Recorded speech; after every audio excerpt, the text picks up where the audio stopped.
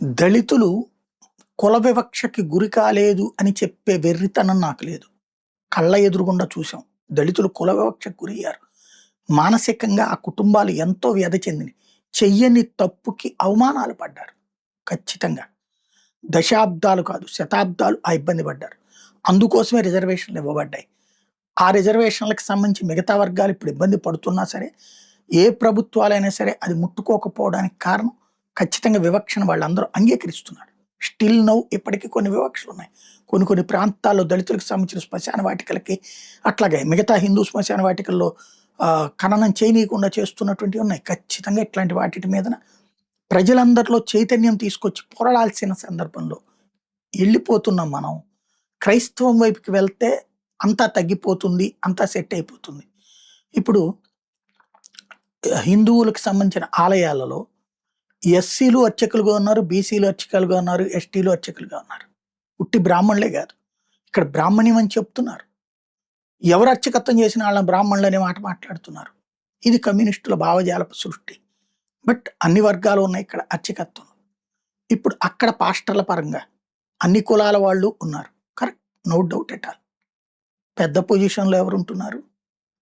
పెద్ద స్థాయిలో అక్కడ అన్ని వర్గాలు కలిపి జరుపుకునేటటువంటివి ఉన్నాయా? పెద్ద పొజిషన్స్లో ఎవరెవరు ఉంటున్నారు?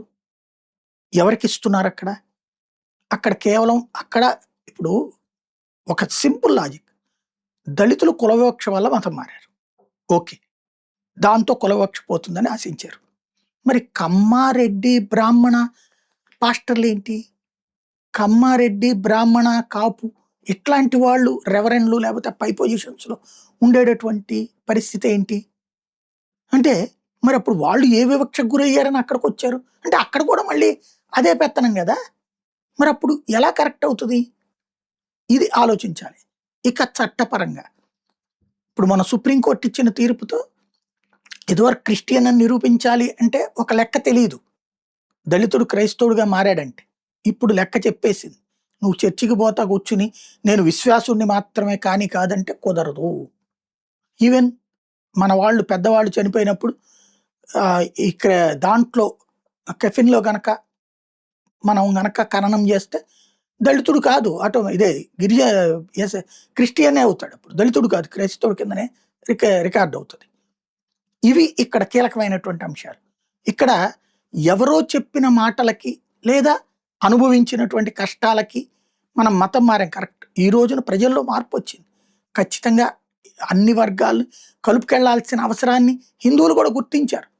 అందుకని దళితులకు పెద్దపీట కూడా వేస్తున్నారు.